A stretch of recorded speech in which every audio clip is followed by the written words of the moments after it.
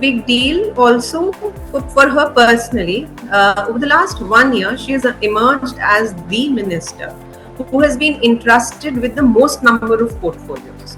So if you recall, when Manish Sisodia was sent to jail, and Aam Aadmi Party had this it was in an unenviable position of distributing his portfolios. So at that time, Atishi, though if you see, she's a greenhorn. She's not had that kind of an administrative experience as, say, probably Gopal Rai would have had, or Manish Sisodia. So she stepped up when the party required her. And right now she holds the most number of portfolios. Even in the absence of Arvind Kejriwal, and when both Arvind Kejriwal and Manish Sisodia were in jail, if you recall, she and Saurabh Bharadwaj emerged as the two main faces who were steering the entire administration at that time. Again, Atishi, another thing that has worked for Atishi is not just how she stepped up, but she is a woman. If you see, both the parties that have ruled Delhi, BJP and Congress, have given women precedence.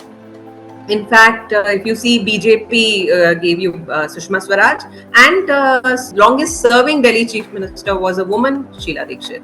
So I think somewhere that also tilted the balance in favor of Atishi, because AAP would not be like to seen as a party that did not give a woman a chance. And also it gels very well with the politics of Aam Aadmi Party, which has been putting women as women beneficiaries at the center of its welfare.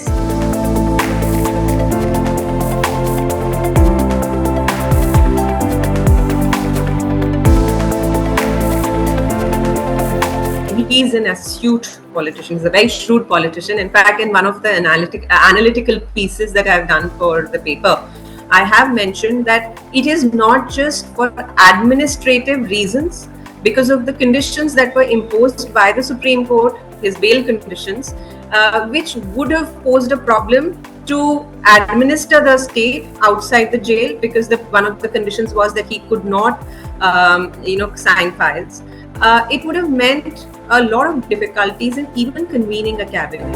There would have been skirmishes.